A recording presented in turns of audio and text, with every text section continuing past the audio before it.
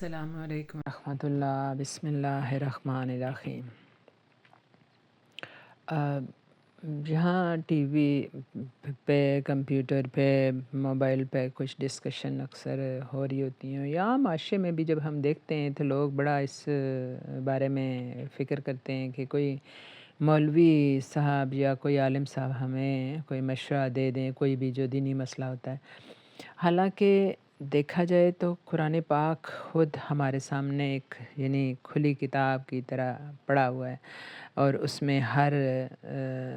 چھوٹے سے چھوٹے اور بڑے سے بڑے مسئلے کا حل موجود ہے، کسی نہ کسی طرح سے رہنمائی بہت ہی کلیئر، بہت ہی واضح الفاظ میں موجود ہے۔ تو اس کا ہم ترجمہ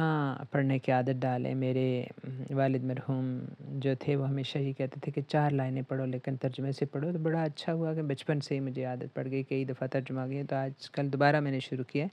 تو مجھے اچھا لگا کہ اس میں کچھ چیزیں آپ کے گوش گزار بھی کروں۔ آج جو سورہ نور میں نے شروع کی تو اس میں انہوں نے بتایا ہوا تھا کہ تہمت اور الزام کے حوالے سے کہ کتنی بری چیز ہے کہ ہمارے یہاں عورتوں پر الزام لگا دیتی ہیں، تھوڑی سی چپکلش ہو جائے، کوئی لڑائی ہو جائے، اور مرد بھی اس کام میں پیچھے نہیں رہتے، ذرا سا کوئی شخص پسندیدہ ہو جائے، کوئی اس سے رنجش ہو جائے تو اس کی بیوی پر، اس پر زنا کا الزام لگانا جو ہے نا، ذرا بھی اس سے خوف نہیں کھاتے، حالانکہ اس کی بڑی ہی شدید تنبیہ ہے، بڑی ہی شدید سرزنش کی گئی ہے، بڑی ہی سزا ہے اس کی قرآن پاک میں۔ تو اس میں جو ہے ارشاد کیا ہوتا ہے کہ یہ ہے کہ زنا کرنے والے مرد اور عورت کے لیے 100 درے کا حکم ہے، 100 درے ان کو لگائے جائیں، اور اگر شادی شدہ ہوں تو ان کو سنگساری کا حکم ہے۔ لیکن یہ بھی یاد رکھیں کہ صرف عورت کو نہیں، مرد کو بھی حکم ہے کہ دونوں کو جو ہے وہ قانون کے دائرے میں لایا جائے اور ان کو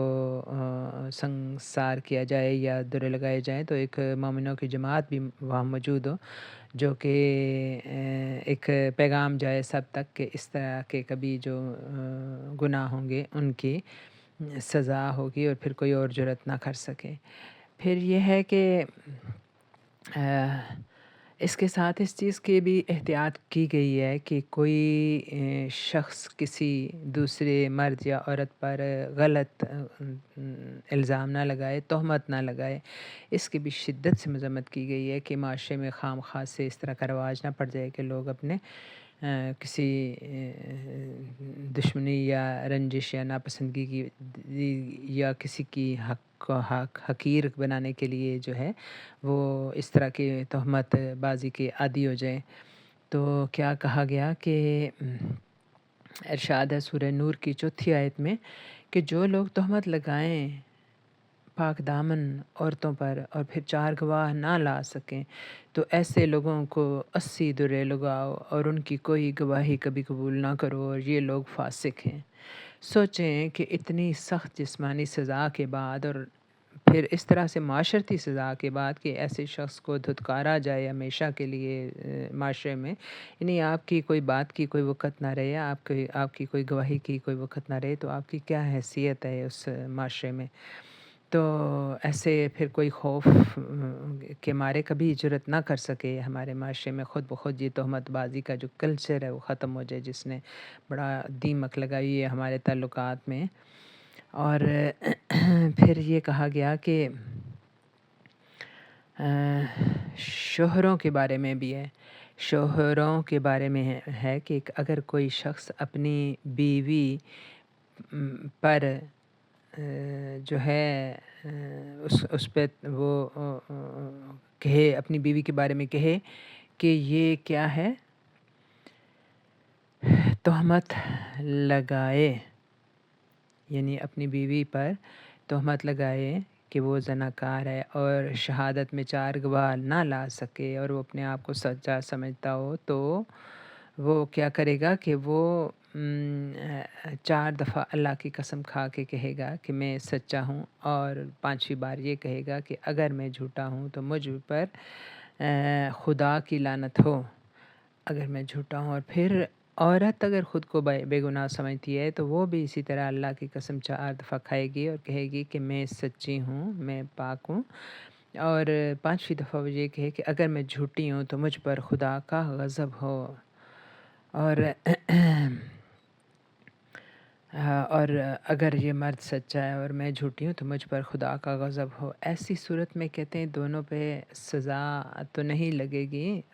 حد نہیں لگے گی، لیکن یہ عورت جو ہے اس مرد پر حرام ہو جائے گی۔ پھر ارشاد ہوتا ہے کہ یہ لوگ جو تہمت لگاتے ہیں پاک دامن عورتوں پر، ایسی باتوں سے بے خبر ہیں جس روز ان کے خلاف ان کی زبانیں گواہی دیں گی اور ان کے ہاتھ اور پاؤں بھی گواہی دیں گے۔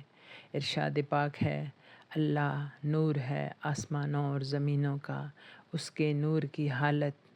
عجیبہ ایسی ہے جیسے ایک تاک ہے، اس میں ایک چراغ ہے، وہ چراغ ایک قندیل میں ہے، وہ قندیل ایسا ہے جیسا